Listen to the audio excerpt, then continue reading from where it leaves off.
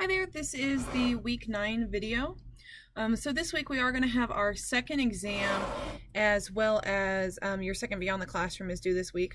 And there's going to be just a little bit of work that's due beforehand, and that's what I want to talk about in this video. So the primary idea for this module is ideally there is some population that we want to learn about, and the thing we want to learn about the population is the parameter. Well, as you've seen, populations are really big, so what we have to do is we have to take a sample, and we use that statistic from the sample to help us learn about the parameter. Now, since we know that the sample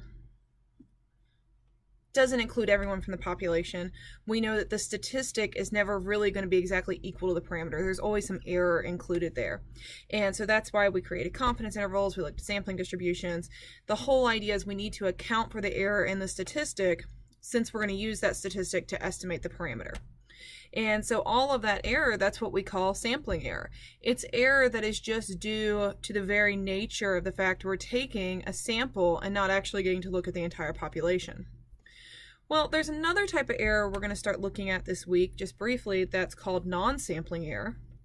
And non-sampling error are errors that could occur even if we had looked at the entire population. And in fact, at the very beginning of this module, we already looked at some non-sampling errors. We looked at surveys that were poorly written. Surveys that are poorly written or have biased questions, it doesn't matter if I give that survey to the entire population, I'm still not going to be able to learn about the parameter. So in the videos today and in those notes, you're going to look at a couple different types of non-sampling error. In particular, you're going to focus on non-response error and what's called coverage error. And so those are two different types of error, non-sampling error that can occur. And so you'll learn about those. But the idea here is that there's really two different kinds of error. There's the sampling error, and we account for it using the margin of error.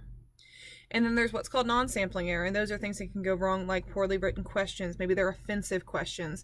Maybe you call and you ask people questions during dinner time and they don't want to respond.